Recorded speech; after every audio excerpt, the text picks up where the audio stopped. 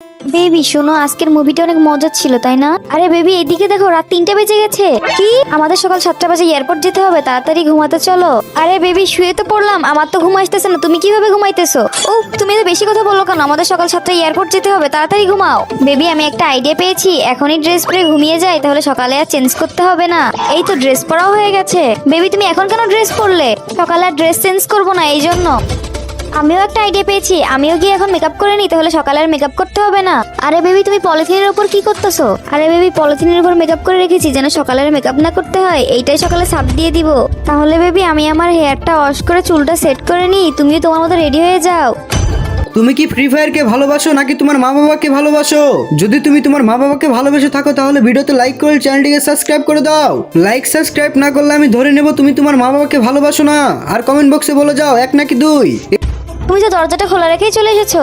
আরে বেবি দরজা খোলা থাক, তুমি এখন ঘুমাও। বেবি দেখো তখন কয়টা বাজে। বেবি সকাল 4:30 বেজে গেছে, তাড়াতাড়ি ঘুম থেকে ওঠো, আমাদেরকে এয়ারপোর্টে যেতে হবে। যদি তুমি আল্লাহর ঘরটিকে বেশি ভালোবেসে থাকো তাহলে এই ভিডিওতে একটা লাইক দিয়ে চ্যানেলটি সাবস্ক্রাইব করে দিবে।